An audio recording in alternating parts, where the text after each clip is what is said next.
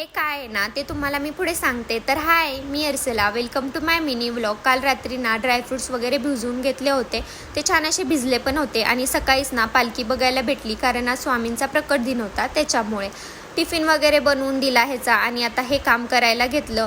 छान असे बारीक ड्रायफ्रूट्स चिरून घेतले आणि तेच मी तुम्हाला ताटात दाखवले होते. दिवसभर त्याला ऊन लावलं आणि आता ते मला तुपात ना छान असे भाजून घ्यायचे होते, पण त्याआधी म्हणलं सगळे कपडे वगैरे फोल्ड करून घेऊ, नाहीतर हे काम राहील.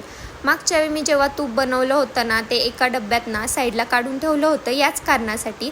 मग एका कढईत ना तूप टाकलं आणि जे पण ड्रायफ्रूट्स होते ना हे छान असे भाजून घेतले.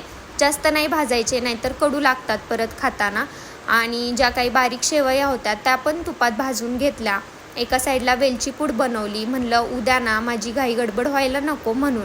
आणि उद्या मी काय करणार आहे, हे कशासाठी करते ते तुम्हाला उद्याच कळेल माझ्या व्लॉगमध्ये. त्याच्यानंतर मग जे पण काही होतं ना ते सगळं बरणीत भरून घेतलं, कारण आता संध्याकाळचा स्वयंपाक पण करायचा होता. काही नाही, आज साधी सिंपल अशी अख्खा मसूरची भाजी बनवणार होते. मग तीच बनवून घेतली.